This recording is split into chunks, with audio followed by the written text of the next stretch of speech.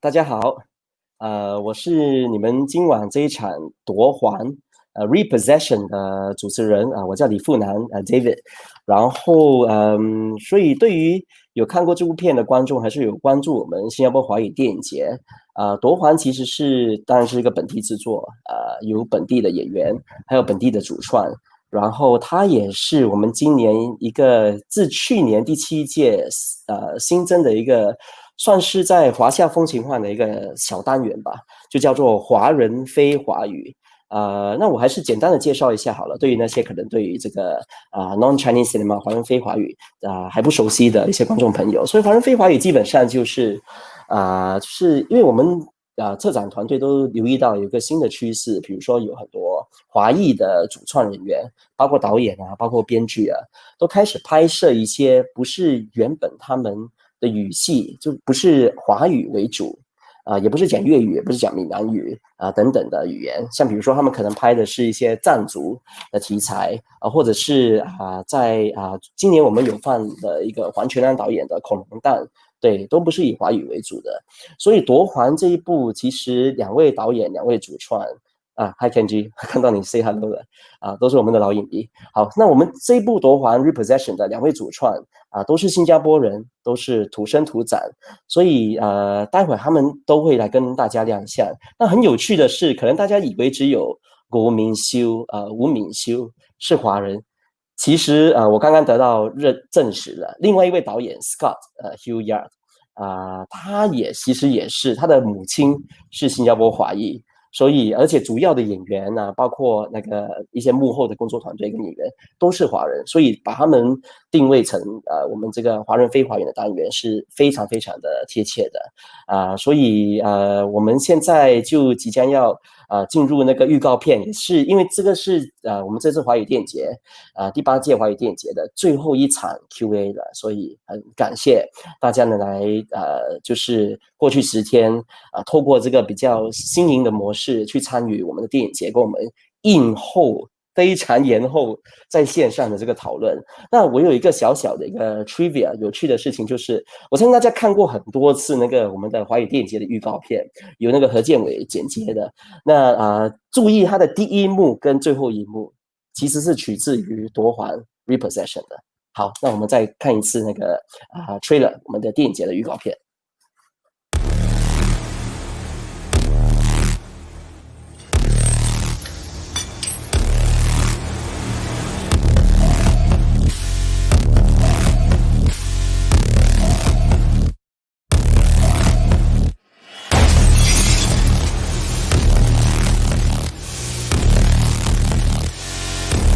你怎么不离开这儿？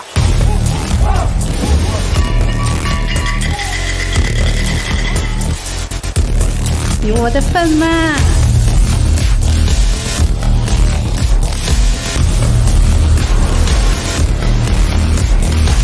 我的照片，你以后会不会也看不清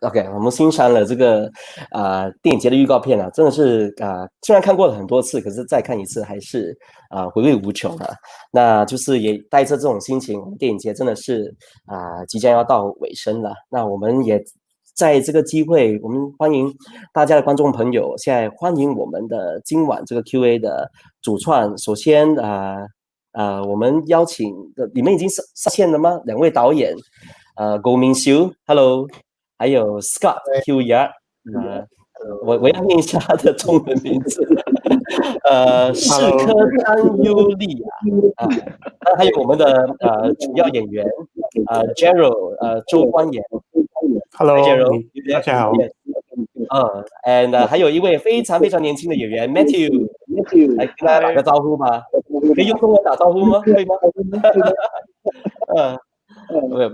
因为我们好像因为 Scott 其实刚才我介绍过你的母亲是华裔嘛，所以讲中文你是没问题的。可以没问题。没问题，华人非华语啊。可是待会我们可能 Q&A 进行的时候，我还是会偏重用英语多一点，考虑到我们今晚的嘉宾所以就是整个 conversation 会进行比较流畅是更重要的是所有的观众其实非常欢迎你们可以用英语还是华语来发表你的对电影的意见，或是你们的问题，我都可以带你们做一个简短的发言。好，那夺环我相信可能今晚现在已经登录的一些朋友已经看过了，为什么呢？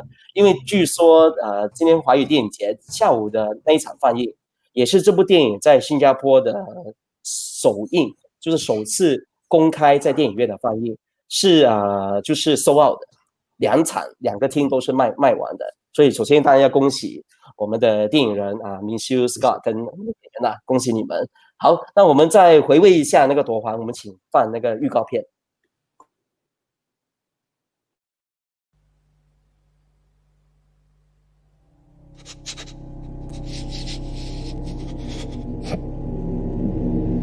Jim? Is everything all right? Why? It's just that the last 2 months' bills haven't been paid. I lost my job. When? 3 months ago now. Jim, they will take your home if you don't pay.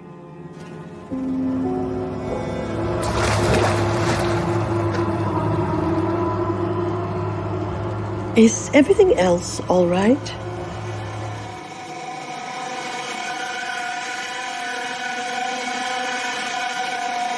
What did you do?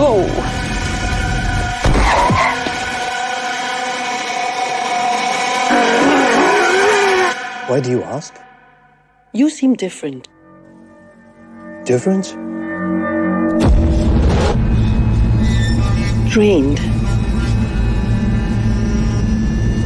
Down. Is there something you're not telling me?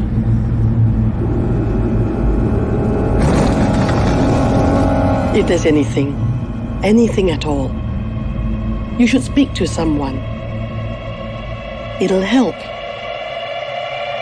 We're not meant to walk this path alone.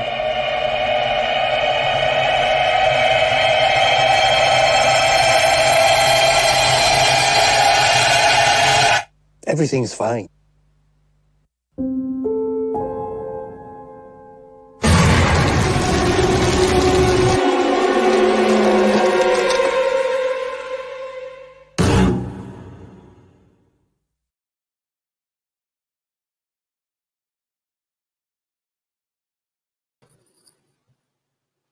哇，让大家沉淀一下，就是在看的那个非常棒的那个音效就是 the sound effects of the trailer of Repossession, which anyways FYI is by Goh Ming Siu, the Golden Horse winner for the best sound design last year for Let Imagine. So he's also did the sound work. Best original music. Yeah. For you guys, right? Or for Let Imagine? No, for Golden Horse, you won for best original score. Yes, thanks for the correction because Ming Siu is quite a big cinephile who always follow the latest news. Okay, no so way, it's Young, our friend. Yeah. Okay. So Repossession, back to you guys. I want to start off slightly differently from most Q&A, and especially on this occasion today, because it's the Singapore premiere of your film. It's kind of like a homecoming, and because after all, the film it was completed in 2019. Feel free to correct me if I miss out some important details, and it has been traveling the festival circuit, as we usually call it. Just list off a few key festivals that your film has been to. Like I think it was listed in the trailer. So it's been to Cinequest San Jose Film Festival, nominated for Best Sci-Fi, Fantasy, Horror Feature Film. It has also been selected at 5 Flavors Film Festival in Poland, which you guys went. And it even won under Horror Imaginings Film Festival Best Feature Film Screenplay, Best Actress for Amy Chen, and the Best Score for Wei Yon as well. So it is definitely, I can see, in terms of the festivals that he went to and the accolades that he has collected, doing well on the festival circuit. So how does it feel? I mean, right now, after like almost more than a year since you gave birth to the film, how does it feel coming back home, seeing your film on the big screen with Chinese subtitles in front of a Singapore audience? This question is open to every one of you. Yeah. Any first takers? Gerald or anyone? No, I think Ming Siu and Scott should answer. Okay, yeah, sure. Well, I mean, it's always very scary, I think.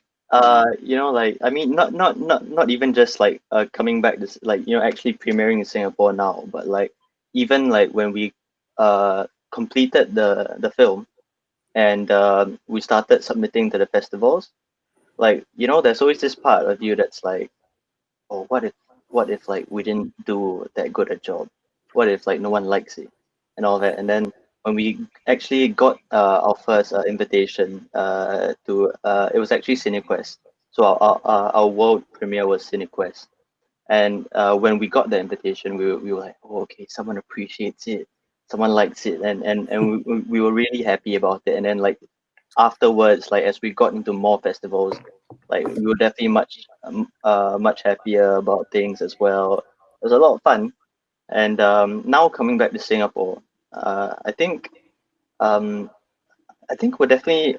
I mean, I believe I speak for everyone here. Like, we're definitely very glad and happy for this opportunity that Singapore Chinese Film Festival has provided us, because this is our Singapore premiere, and it feels. I mean, like we have been like all the way to like Poland for 5 flavors, and we've watched it in the theaters there.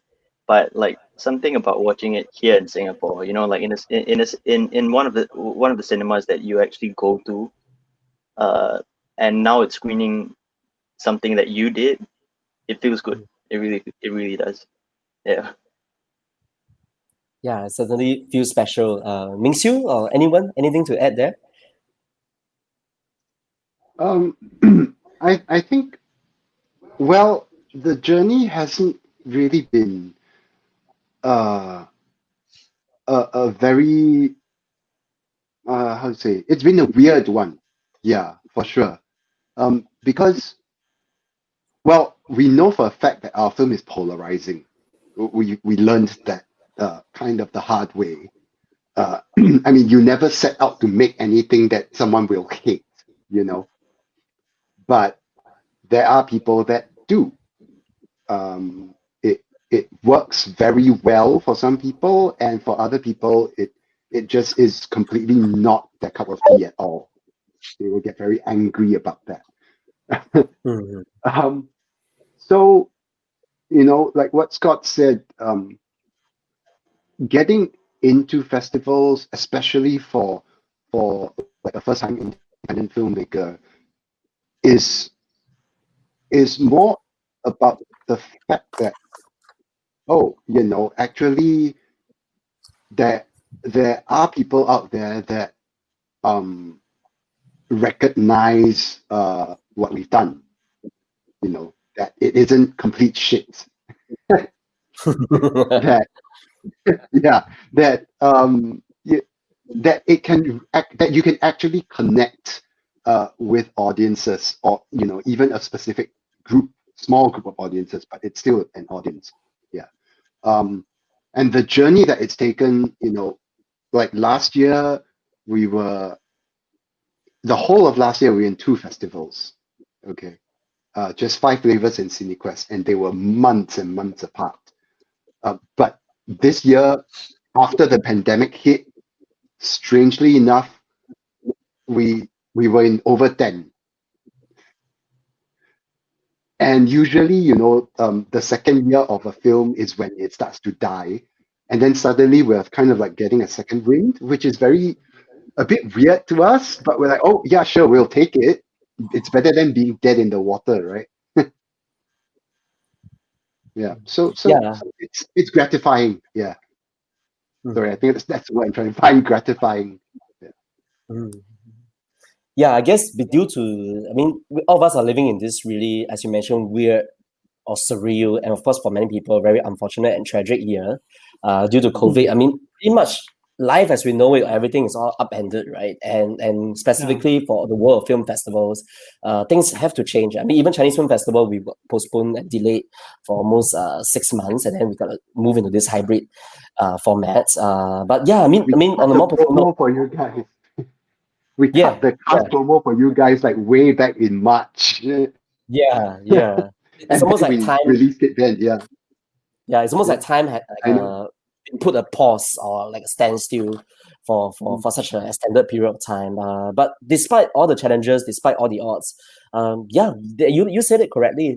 Your film has traveled to more festivals as there are more requests, and even despite the pause in time and all that has been happened, there were restricted, limited capacity in cinemas as we know it in Singapore. Your film sold out. I mean, there's no denying that it has a very good initial reception at least. And looking at the comments and questions that are streaming it, I'm not sure whether you guys can see it.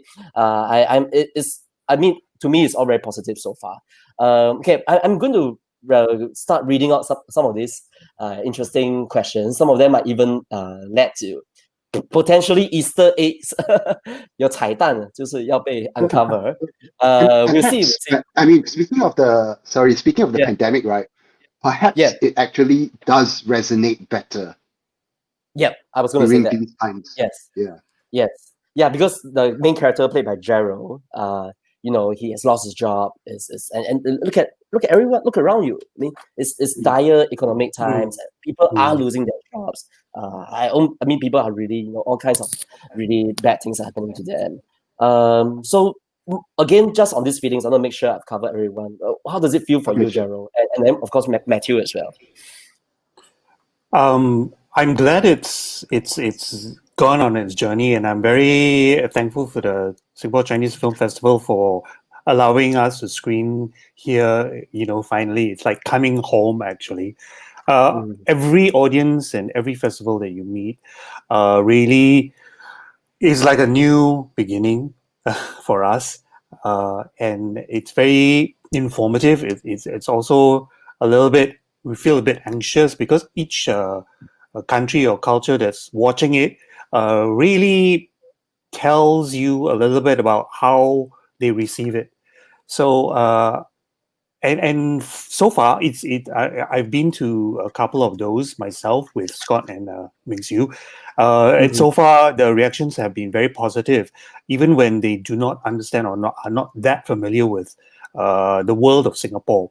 There a lot of them are there are a lot of Asian film insiders internationally who know the thing, but the general audience tends to see this layer of through this layer of unfamiliarity or curiosity, which is important. And we've learned a lot about in positive ways about how this has connected with them. And I think that it's still connecting because what is happening in real life is pretty much there's a sort of resonance there, and people seem to be able to dive into this story because it's actually more universal than we think. One of the Americans was telling us this is his nightmare every day about losing the job and then not being able to pay, and it's a real life horror film for them. So I'm quite curious as to, of course, in Singapore, I've received some of the comments from people who know me, but I'm very curious to see how the Singapore has been taking it. I only wish that more Singaporeans will be able to see it somehow in the future in the theater. That's where it's the best experience, with everything, rather than online. Yeah, but we'll see. Hopefully, I'm hopeful, and this Q&A might throw up some of those reactions that I'm wondering about. Matthew, you have anything to add there? Were you there today at the premiere? I was. With your friends and family. How does it feel? Yeah, it's kind of insane, like going into like a theater where I normally just watch like films, and it's like all these like crazy films like from like overseas and stuff, and like seeing something that I'm in and seeing like my name there, I'm like what kind of crazy dream am I living, you know? And it's like what Gerald is saying as well. I'm so excited to see what like Singaporeans think of it as well, because all the other audiences that we've had, they're all overseas, you know. There's kind of this alienation from Singaporean culture, and I think that like the film is quite Singaporean in the sense where it feels like home. Like, you know, it's like everyone like kind of like switching languages and stuff, and like code switching and stuff. So it's exciting to see what Singaporeans think, because this is like our home and our culture kind of on screen, which is gonna be very interesting, and it feels like we can connect more of the story. You know what I mean? Yeah. Cool. Yeah, I think that's a very good point to segue now to, we really have a long list of questions and comments coming from our Singapore audience tonight. I recognize a few of those names. I guess we'll start off with a more generic one, which I'm sure for those who have seen the film or haven't seen the film, someone has asked to know from the writers, directors, what was the inspiration for the creation of this film? What sparked this creation? And especially, I guess, to add on to that question, it makes it special because now instead of one main creator who's like the author of the film, there's two of you, two heads. So did it start with one of you first and you just bounce off ideas?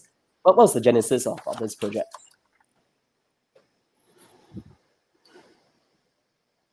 Scott? Well, okay, well, if we go back a little bit in time, so like maybe five years ago, thereabouts. Okay, actually, even before that, like, cause I started out in the media industry as an actor. I still do, and I've worked with Ming Siu several times on several different projects, and we kind of realized that like we had overlapping tastes in films and shows and all that. And so like over the years we always talk a bit about, you know, like maybe we should like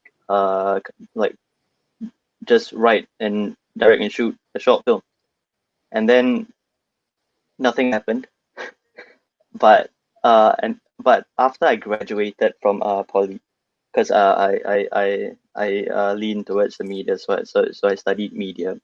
Then when I graduated, me and Ming Chiu were like, you know what? It's probably time to actually do it. And then when we like actually sat down and we were thinking, what we were trying to brainstorm ideas and all that, Ming Siu just went like, actually, you know what? Why a short film? Let's just go for a feature. Yeah. And like me, you know, like just graduated out of like my media course and all that. I was like, yeah, actually, why not? Let's do it. And then that's kind of how like it started. And for like the idea of repossession, I think Little did we know. Sorry? Little did we know. We had no idea how hard it was going to be. Yeah, we had no idea. Yeah, but like the inspiration behind it, I guess, if we really had to boil it down, it was this question that we asked ourselves: what scares you the most? And we realized that it isn't necessarily supernatural horror all the time. Ming Siu, do you want to carry on? Yeah, I mean, you know, especially living in high pressure Singapore, a lot of times it's like real life can be a lot scarier than a horror movie. You know, do you, you know, if say during the pandemic, if you're in the events industry and you lose all your gigs, would you rather have that, or would you rather see a Pontianak in the street? Oh, that sounds familiar. Yeah, but but also at the same time, if you're talking like specifically about what inspired this particular story, then it really was a number of news reports around that period when we were brainstorming, which was in early 2017, right? So at that time, there was a whole series of layoffs of disguised retrenchments by pretty big companies. One of whom recently decided to sue his maid. Okay, but so they were firing people. They were retrenching people, basically, like how the movie depicted, giving them 2 letters to choose from to sign. And there was a very big hoo-ha in the press over that, and NTUC got involved and all that lah. So that kind of became one of the sparks for it. And then the second one, which, okay, I guess everyone has seen the film here, hopefully. But there was a tragedy that happened also at the same time, roughly, where a man thought his family was possessed and did certain things to them. Yeah. So roughly, which those events that you mentioned, which year were they? 2017. Or so at least the layoffs were in 2017, but maybe the tragic events took place maybe a bit earlier, and then later on, then it came up minus a year, but still fairly recent times, like definitely within the past 3 to 4 years. Okay. Yeah, I think what you guys have just described, the genesis, the inspiration that sparked the film, whether is it based on real events or what you guys are trying to do that are different, from the canon of Singapore horror, whether it's for TV or for the big screen that have been done. And I think there was a comment, I'll just read it out, from Chen Chiu Bing, and knowing him, he's a long-time Film Society member, hardcore horror fan. He's paying you guys a compliment. He loved the movie. Unconventional horror film from Singapore, and he even cited a comparison with Demons from Daniel Hui. For those of you who have not heard of or seen the film, it actually is a film that, great, you watched a lot, right, Ming Siu? Yeah. But so it's somewhat different, but yet it's a different kind of horror film. I think that's the key message here. And Demons, also festival circuit. It's not meant to be commercial, like Jack Neo horror comedy that opens wide in cinemas. It went straight for the festival. I think it opens at Berlin, also did some rounds around Taipei and elsewhere. So in some ways, it's all very encouraging. I mean, from a festival programmer or audience cinephiles who are watching out for something new, something different. And all the reviews that I've been reading online now have been largely very positive. Like, it's not just the focus of supernatural horror. I mean, if you look at it, without trying to give up too much of a spoiler, the supernatural horror really only happened at roughly after the halfway mark, where a character played by Matthew, and kind of the whole thing changes at the twist, the turn really started from there. But before that, it's almost like a social commentary. It's a drama. It's about guys struggling. So I guess I'd like to really talk a little bit about the actors as well, and your performances. I mean, okay, maybe I go back to casting first. Like, again, for the filmmakers, your main cast, Gerald, who's here with us tonight, Amy, who was initially supposed to be here, but unfortunately she couldn't make it, and of course Matthew. I'm talking about Matthew. How do you think about casting? Why them? And and then I'll go to the actors. Talk about. I'll come to that very shortly. Is Ming Siu still there? He's frozen. But Scott, you can carry on. Yeah. Okay. Let me. Gerald or Matthew? Who to go first? Okay, Gerald, I guess. So when we were, after the whole brainstorming and all that, we started to think about the character and all. I mean, we were writing it, and as we were writing it, this happened with a few cast members actually. As we were writing it, we would just stop and in between breaks would be who does Jim remind you of? Who do you see playing Jim? And then we're this and this, but Gerald, right? And then we're so we in that sense, we were kind of we kind of already know who we wanted to approach. And it's just whether whether their schedules were available and all that. And yeah, so like, well, that happened for Gerald, Amy, Siva, and Rachel I as can't well. Or, yeah. Oh, Rachel, not so much. Like we actually had to cast quite a few people to actually find the right fit for Rachel's character, really. Right. And for Matthew, wow, that was difficult. That was difficult because yeah, we wrote the script, we wrote the scenes, and we just like kept thinking to ourselves like, you know, like as we're writing it, as we're developing the character even more, we're thinking like, how are we going to find an actor, a young actor, to deliver like, wait, Mingsu, was it 1.5 pages or 2 pages of dialogue? Yeah. 2+ I think in the original draft. Oh, 2+. right, yeah, yeah. And So yeah, basically like we were writing it for Scott as a younger actor. Like when Scott was young, he could pull that off, like kind of. It was meant to be Scott, with him in mind. A younger version of Scott, per se. yeah, yeah, kind of. Yeah. So, Cool. so Okay. that was a challenge. But yeah, it was 2+ pages, and as we were writing, we were like, oh, we must be crazy. Like, who writes this kind of script for a 13-year-old to play, right?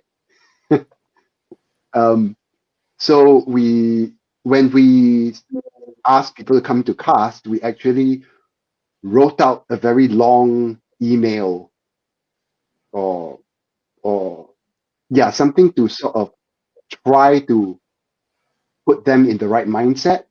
We're like, what is this monster? Where is he coming from? What is his particular mindset? And it was tough. I mean, can you imagine as a 13-year-old to get that sort of brief and then a 2-3 page monologue that you had to deliver as your audition script? It's insane. And most of the people that we saw, they're perfectly decent actors, you know, but just this role was so hard. And in Matthew's audition tape, we tried to do all the auditions ourselves, but sometimes we couldn't make it. And Matthew was one of those that actually we didn't audition ourselves. But when they played the video for us, it started off okay, and we're like, hey, oh, okay, like the vibe is quite good. And then he forgot the script. Yeah, he got the presence. Yeah, but then he forgot his lines. And then he just went on anyway, telling the story, making up the story as he went along in character. And I think that's when we kind of like, yep, okay, this is the guy. Was it done in one take or you had to do a couple of takes? I know it's a very long scene, the monologue scene in the car. To refresh everyone's memory, is when I think Gerald was the driver, right? And then he picked up that young boy at the back seat and it was just telling the story about the monster in the village. So was it done in pretty much in one take or you got to do some tweaks and edits? You mean the shooting of it or the shooting audition? of it and for the final presentation of it? Oh, the audition impresses you guys, of course. But yeah, back to the shooting of it. Was it done in one take or a couple of takes? Well, we just ran the whole thing, but we ran it several times. Okay. So you had just some coverage. Yeah, because also we were very, very particular in the sense that we did not want any other cars to appear in the background. Got it. Which was very hard to do in Singapore. Even if you pick the most ulu road that you can find, right? At 3 a.m., some bugger is going to come along. Yeah. Yeah. Oh. Okay, now... that was very hard to edit. Yeah. Jerry, you wanted to add something there? Yeah, you know, like Hollywood, you can just pay to block off the road, right? Block off the entire city. Yeah, exactly, yeah. Yeah, this is a true blue independent made in Singapore movie. Yeah, correct. In this period, the guerrilla period. Okay, so I think the spotlight back to the actors. I wanted to ask, in the making of the whole film, which is the most challenging particular scene or moment for you? Or it could be even plural, like more than one scene.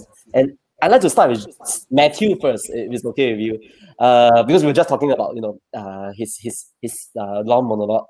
Yeah, so Matthew, and maybe Matthew, if you can, I'm really curious about you as a young budding actor. Maybe share a little bit about your background in performing arts or acting as well. So the hardest scene for me, I mean, if I don't say the monologue, like come on, like that was insane. Like as like I was like 13 doing like a 2-page monologue at like 3 a.m. Like my brain was dying. It was so tiring as well, and it's also just very different from what I usually do because I've been acting since I was like 7, but it's always been like kind of like the same roles. It's always been like sad student. Like literally, if you look at like everything I've done, I'm always just sad student, and then suddenly I'm like, oh, I'm playing demon child. Like that's not something that happens every day. And like with these, like this 2-page monologue instead of like just like a couple of lines here and there, it was really hard trying to strike a balance between like PSLE oral or like Disney villain, you know what I mean? Because it was 3 a.m. Like like it was hard. And yeah, it was just very theatrical, and because right now I study theater at SOTA, so I'm doing a lot more like theater work now, and I think it just gave me the opportunity to kind of explore storytelling in a way that wasn't through dialogue, if that makes sense, like through a story, like trying to convey that instead of just having, I would say, like kind of shallow emotions and kind of just being like, oh, I'm reading this line, I'm reading it like I'm sad, but like this was like completely different from what I've done, and that was so hard, and I hope I did a good job with that. Yeah. Oh, absolutely. I mean, just browsing through the comments, I'm seeing you have already gotten some new fans there. You can check them out later on. Yeah. But yeah, kudos. I mean, I think one message that I keep hearing is, whether is it from the audience or from you guys or like Matthew, is this is a very different kind of a film that we used to, but different kind of horror film, different kind of Singapore film or Singapore indie film. Yeah, and Gerald, I mean, you pretty much carry the whole film from beginning to end. You're the main lead. It's your story. I mean, you're playing the character with the story is primarily focused on him. I'm sure there must be tons of challenging moments, but just name us a few. The ones that particularly stood out for you. The beginning, the middle, and the end, maybe. The beginning when, he's starting the journey, and the first few days of the shoot, it's always hard to kind of settle on the right way or of how you want to perform it. You have so many ideas. We did a lot of workshops, so thankfully with Scott and Ming Siu and the other actors like Amy, Rachel, so that we had a full grasp of the characters and the full grasp of how you develop as your story arc and all that kind of thing. But then, of course, you have the burden of actually expressing it. In terms of working in cinema, whether you have dialogue or you don't have dialogue, and there are lots of scenes where I don't say very much, and finding that kind of precise emotional tone and timbre of at that point in the story, that was challenging. Thankfully, I have very easy connection with both Scott and Ming Siu to help me place that kind of expression. So like the beginning, it starts off the whole movie, and you don't want to, whether you come on too hard or too soft or too light, too dark, you just want to get it just right so that you can enable the rest of the character's journey to happen. And now, of course, in the middle, there are lots of complications involved, and particularly when I have to face my family and tell them the truth, that also is very difficult and challenging to really sort of get it right and how we do it. And we were improvising, for example, the scenes with Amy finally revealing to my wife, Amy, who's played by Amy, that I had been kind of hiding the truth from her all the time. That kind of emotional scene, it is not as simple as it's written on a page. You kind of have to pull out all the stops, or know what to hold back on, and so on and so forth. The other challenging thing, of course, is in the end when everything happens, when everything explodes. Again, it's a question of, really getting it, getting that kind of real rage, and then hiding it, and then and not knowing where you are. If people who have seen the movie might, how do we arrive at the end? Like where there's this devastation happening, and that all those things as well were quite challenging. But all in all, that was one take, by the way. Yeah, the ending shot. Ending was one take. Yeah. As in, like, it was the one take that we shot, and that's it. I'm like, we're done. Yeah. So no exactly. Yeah. Wow. It was just to deliver it right at that point in time, in the right way, that told the whole story backwards. That was challenging, but the good thing about it is, I mean, we're all quite complementary in our own tastes as well. I mean, I have lots of things that I like to do, and my taste, I'm just as much a film fan or a storytelling fan as Scott Ming Siu and everyone else working on this project. So I have my own particularly specific taste or that I want, and we were able to incorporate all these flavors together by working together in such an easy way. And can I add a little bit also about the process, the rehearsal process with the actors? Because we didn't just come in and say, okay, let's rehearse these scenes. Okay, first, to have rehearsal is apparently quite rare in Singapore already. we had a filmmaking. Yeah, or especially for TV also. But we had them come in, and we basically built the characters together. So they were contributors as well. And then we went off and tweaked the script to incorporate those things into it. Because we wanted them to sort of figure out their histories together, and then so that it felt more real. They could just jump into a scene and be like, okay, I know this is my 20 years of history with him, right? And so this is how I'm going to be behaving. Yeah. So that was really important to us. And with Matthew, the rehearsals were completely different because it's not building. It's actually rehearsing that specific scene and going over each and every line and figuring out, okay, how are you actually going to seduce Jim and draw him in with the power of your voice and the words, and just that, with nothing else. You just sitting there and drawing him in, like how a fisherman might reel in a fish. Yeah. I mean, speaking of which, the one thing that I'm going to do right after this Q&A is I want to rewatch the last scene, the one where you say Gerald did one take. It's really a good testament to the acting, and of course working with the director, the direction, and the whole rehearsal process that you mentioned. I mean, it all comes to really just capturing that moment that's right for the scene. I think we are running pretty short of time, so let me see how many questions I can cover for the audience. Because Gerald, you mentioned about taste. I was going to ask which is your favorite movie, but hold that thought. I might come back to that. Favorite horror movie. I know too many.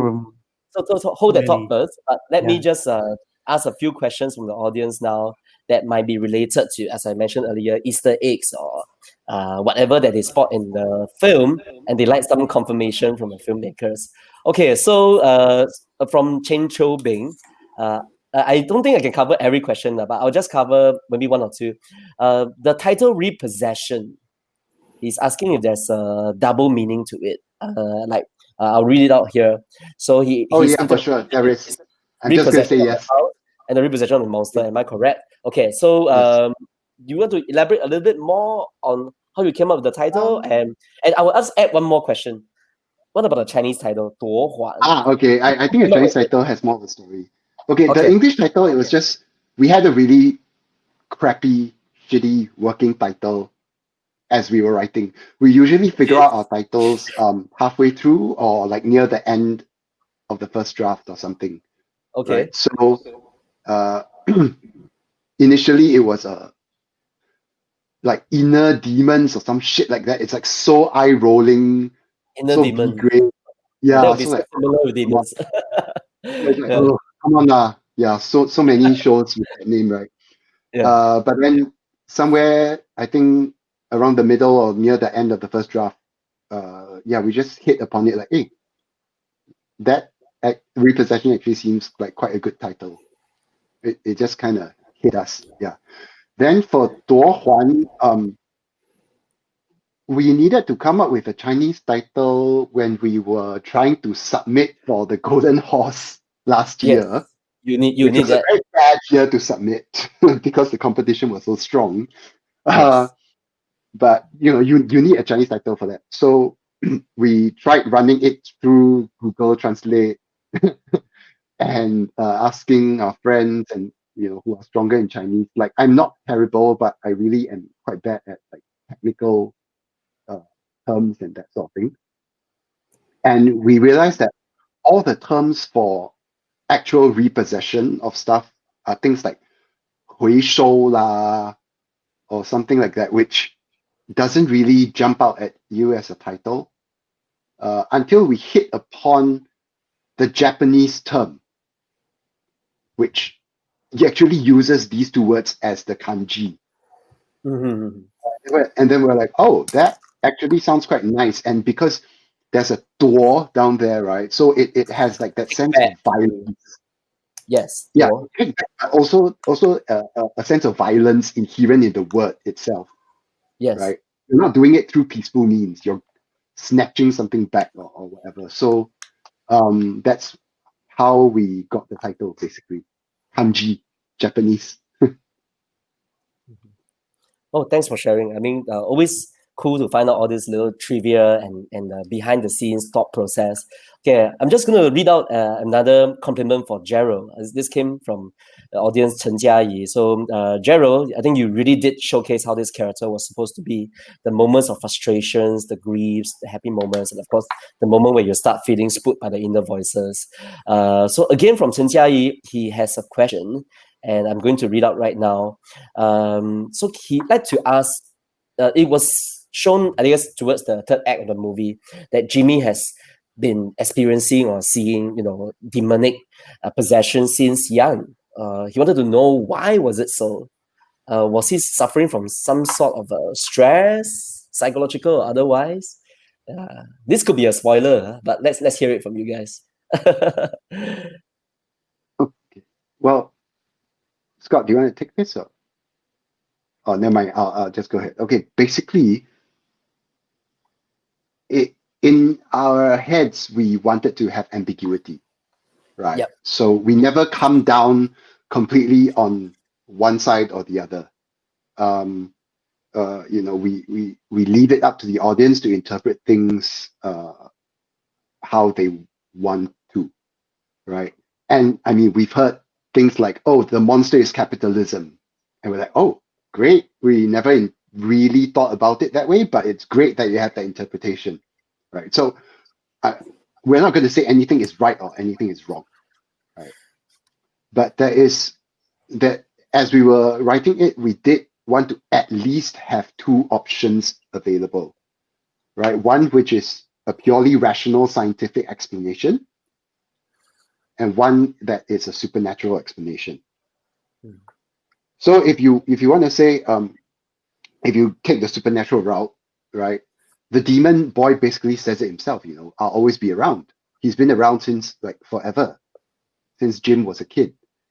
So he picked him to torment throughout the years, and every time Jim's life is sort of going downhill or astray or whatever, he's there to to seize on the opportunity, right? I mean, in Asian culture or Chinese culture, we have this thing like, you know, your what do you call it, Scott? The thing when you're like low at luck or something Yeah. like that. When the your luck 时运 is 低 bad, 了 yeah. like when we really 对 时运很低的时候 like then bad things like spirits or bad luck will just follow you. Yeah. Yeah. So that's why the line, you know, Yeah. that keeps on repeating, you look down. Yeah. Yeah. Yeah. I think then that was spoken by Neil Swilling's character as well when she happened to bump Really? into Carol. And then Yeah. Matt, first time he Yeah. appears. Yeah. Yeah. And then later by the possessed Rachel. Yeah. Okay, Yeah. but and then for the scientific part is you know, if you wanna look at mental illness, right? Mhm. Like a specific sort of mental illness. And this is very funny because I had doctor friends watch the movie today, and Yeah. right after the movie they texted me with the diagnosis of the character. Of Jim's really. character. Yeah. And we're like, oh, okay, yeah, that's good because we actually did do our research. We talked to mental health professionals, and we got a list of symptoms for schizophrenia, right, which is basically auditory and visual hallucinations. Yeah. Right, and we made sure that we had those things or hauntings that fit those situations because they're triggered by periods of extreme stress in a person's life. So for a typical Singapore male, that might be puberty, national service, and well, getting fired And is midlife pretty crisis. stressful. Yeah. It Yeah. is. I was going to say, Retrenchment. I was Yeah, going to say Gerald. that it's not only, it doesn't have to be one or the other. You know, the ambiguity is actually, my theory is that it's there in real life if we want to recognize it. You know, and we're all kind of schizophrenic to a certain extent because we have to play certain roles in different contexts. And sometimes when those when the pressures kind of are there, you know, you just flip into something that you can't control, and it's very much you know, it doesn't have to always mean that you're a bit crazy or mentally scientifically not altogether. Yes, and I think the movie is kind of talking towards a larger theme of that as well. What happens when we lose so much, when we have so much pressures? Yeah, is it healthy or not? Yeah, totally. And I think you know, even though there are these two explanations, right? But in either case, I think it's we hope it's pretty clear that ultimately Jim's own behavior is the result of it's kind of the cause of his own downfall. Yeah. You know. Yeah. The whole notion of 面子, his pride, his face. Yeah. Yeah. The Asian notion of face is such a toxic thing. Yeah.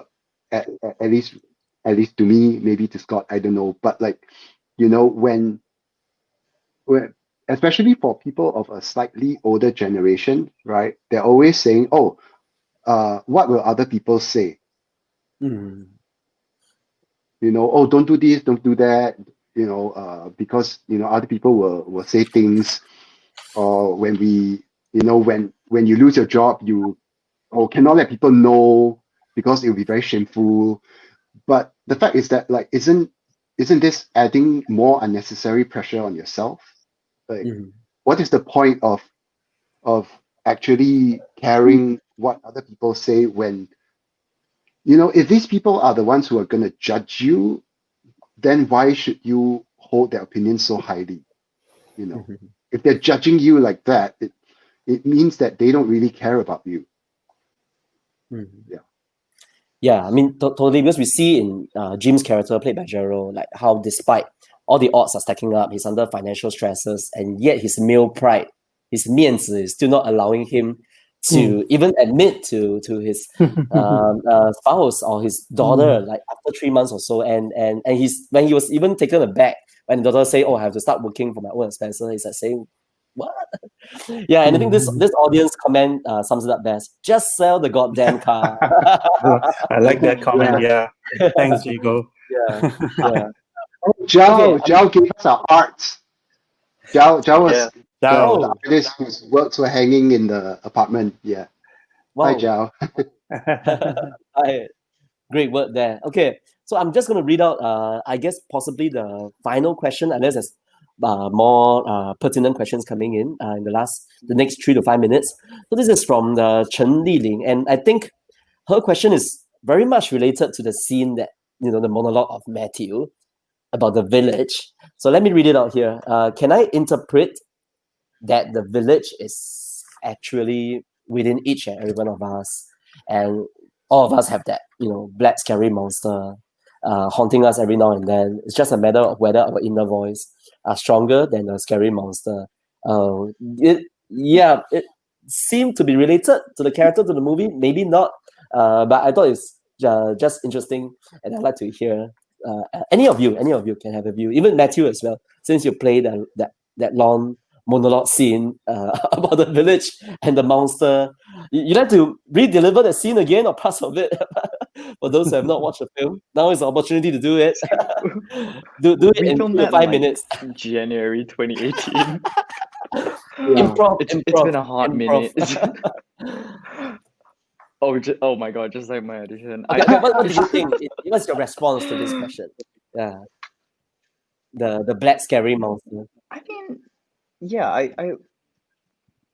like the monster, I guess, like kind of represents like the pressure that we feel from society, and in a way, I guess, like toxic masculinity and like even capitalism. Like the monster can represent like all kinds of societal pressure that's put on us, and the village, I guess, is us. And it's just whether or not we give in to them or we try and overpower them.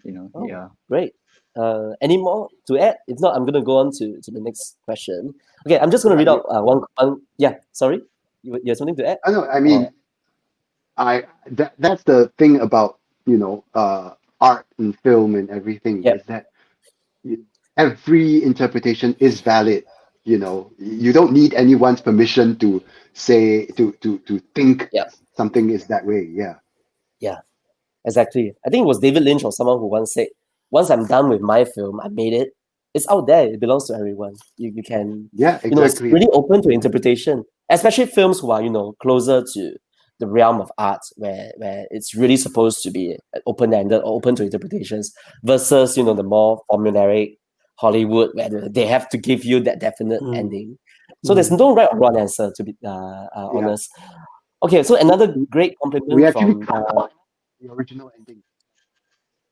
Oh, you had something filmed? We actually cut out the original ending. Yeah. Is it because something you like to it share? came down to sure.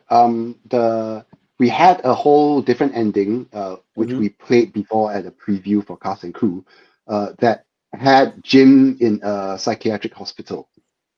And then the psychiatrist also became possessed, and it's kind of like, oh, he's forever trapped. But we felt it wasn't necessary, because it came down a little bit too definitively in the realm of the psychiatric.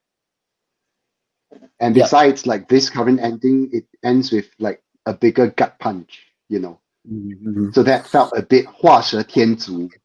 对，你这个成语形容得很好。That means you're already adding on to something that in the end you feel that's not necessary anymore already. Yeah.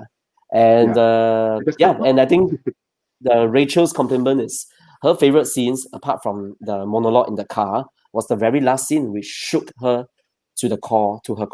The silence was brilliant. Okay, just one final question. I'm going to give that question because it came from a special someone who's involved with the festival. She is the one who toiled behind the scene and arranged for a lot of the stuff, film traffic, ops, from Sharon. Some of you might know Sharon.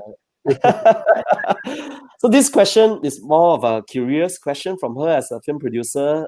And she's Gerald, you might have seen the question. So would you be open to taking like Chinese classes or having a dialogue coach or something like that if you were Sure. offered a Chinese Definitely. speaking role? Definitely. No, but they have The budget. dialogue coach. I mean, I'm open. It's just naturally I came from a background which never really spoke so much Mandarin at home. So unfortunate for me, I feel very regretful about all that. But yes, sure, I'd love to be able to brush up on it. Never say never. Never say never. Yeah, and maybe yeah. in the not so distant future, you will star in the film that is in the official session of Chinese Film Festival, and not in Yes, the that might be good. Yeah. special session. Yeah. Well, I guess we are coming towards the end. Ming Siu, you have something to add? I saw a question from Olivia that it's what particular audience of any particular? Yes. Yeah, has been the most surprising so far.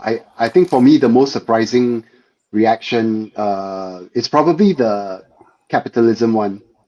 At the point in time that I heard it, I had never thought of that interpretation before. So that was capitalism cool. being the monster, right? Yeah. Okay, and I saw a comment about 444 before. That's during the time the driving, right? I mean, that was just kind of like a throwaway thing. It's like, I mean, if you're Chinese, you get it law. If you're not, then okay, no, that's fine. Yeah. So it was It's not deliberate, but it's not. Yeah, it's not. Oh yeah, we had to tell the the clock. put the setting of the clock. Yeah. Yeah, but so all these little Easter eggs that the audience might pick it up. Yeah. Okay, so I'm going to end with one final question, and which I really wanted to ask every one of you, and I think it's relevant because we were all talking about how this is a different kind of horror film that we have seen, from Singapore and from Singapore filmmakers and talents. So and Gerald was talking about taste, right, and how his taste. He's also a film buff, and how his tastes really gel with you guys. So it was a breeze, like when we were making this, everything just fall into place together. So name us some of your favorite horror films. You can start with anyone. I'll let everyone go. I'll go first very quickly. I liked Audition from Takashi Miike. Of course, the most scary, outright scary one is Ringu that was super scary for me. And then the most recent one, English language, is A Quiet Place, which is also an unconventional horror movie, directed by John Krasinski. Yeah. Who starred in it as well? Like he was the father. Yeah. Can I say something about Audition? Sorry, about Audition. The structure of our film was actually kind of taken from that, or we used Audition as a jumping off point, because at the midpoint there's that genre shift, which is quite rare. A horror fan recognized that already. Audition, the genre shift. Yeah. Sorry, Matt, go ahead. Can I be honest? I don't watch a lot of horror films because I'm kind of a pussy. I watched The Quiet Place. The Quiet Place is so good, but I mean, I'm a musical theater kid. I don't watch a lot of movies in general. Does Sweeney Todd count as a horror movie? It does. Honestly, I don't even know. I'm here with a bunch of film buffs. I'm here your favorite horror is Repossession. Right, it's Repossession, duh. And I'm in Gen Z. I'm on director's order. I'm Gen Z. I don't have the attention span to sit through a movie But now my follow-up question to you is, as an actor, as a budding actor, so if in the near future you get another gig to, act in something that's horror, like really, really horror, will you do research? Will you, for the sake of getting the role, watch a lot of horror films? I mean definitely like doing this movie was so fun as well, and doing something that's out of the ordinary is also just hella fun. I would definitely do that. I might crap myself, but it's gonna be worth it. Promising actor there, willing to go all the way. Just do it. Yeah. Okay.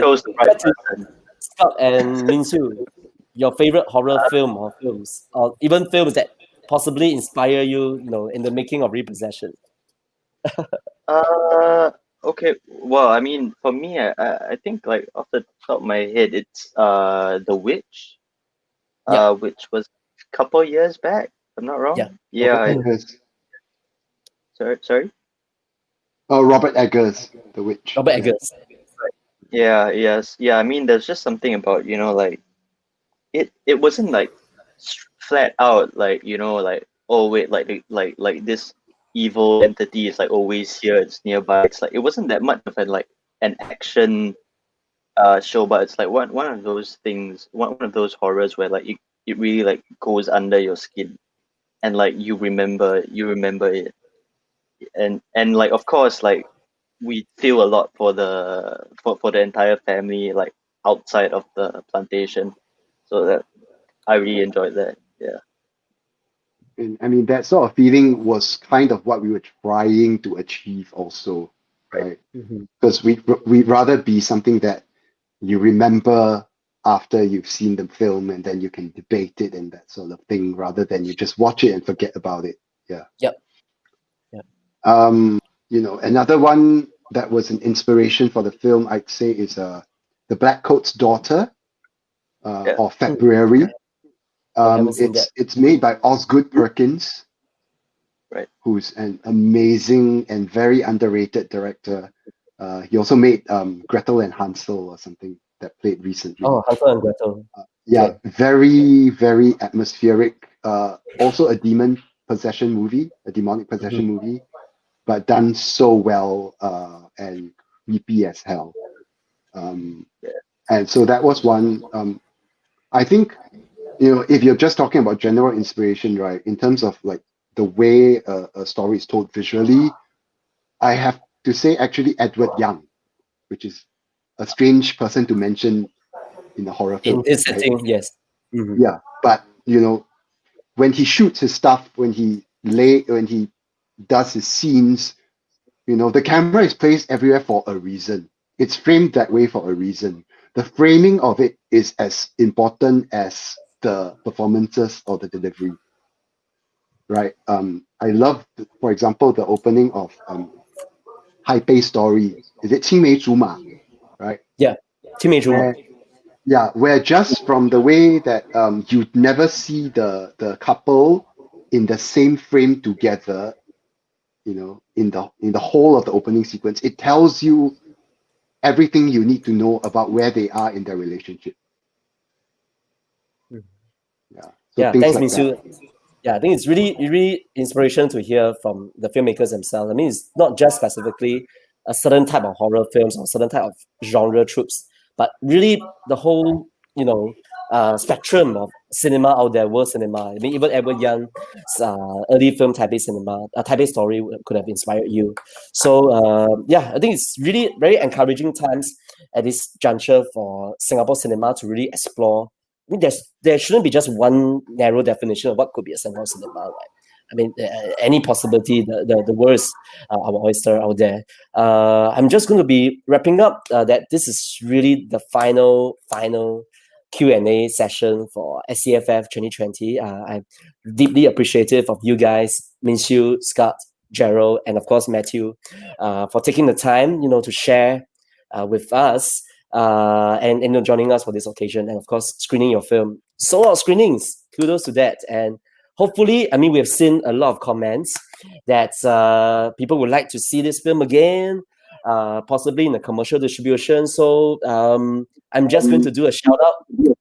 You have plans to renounce? If not, I'm just going to shout out that hopefully, given the initial promising debut of the film in Singapore cinemas, the distributors and cinema owners there can consider the film. Halloween is not so far away. And that audience will get more chance to watch this film on the big screen. Hopefully, I mean, we are trying to reach out to distribution here.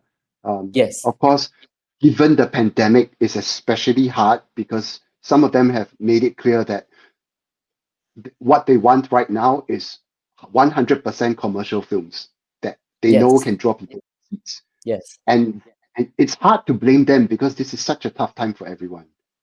Yes.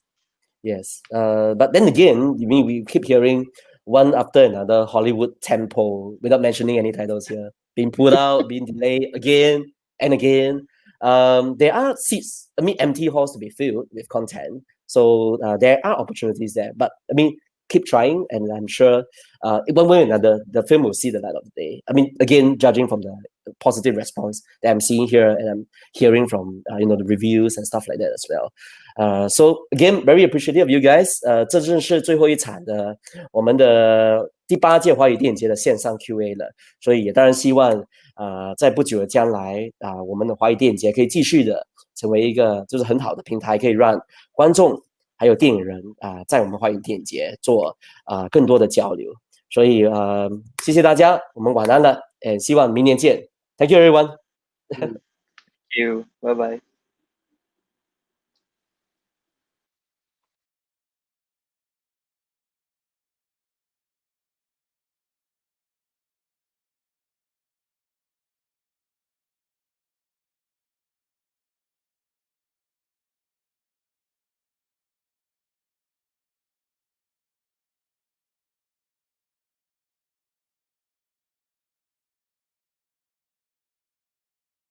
大家好，在10天33部电影、1场电影座谈会和11场映后座谈之后，第8届新加坡华语电影节就要闭幕了。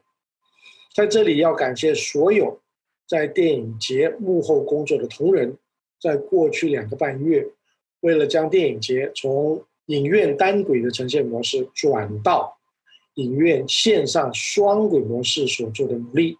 还有在很短的时间内要学会操作线上平台，并做好线上线下的协调工作，让电影节能够顺利进行。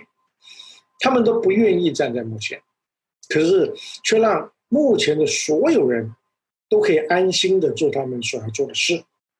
在这里要衷心的感谢他们对电影节的付出。他们是来自新月社科大学、新加坡电影协会、丰和电影院线和邵氏线上影院的工作伙伴，谢谢他们。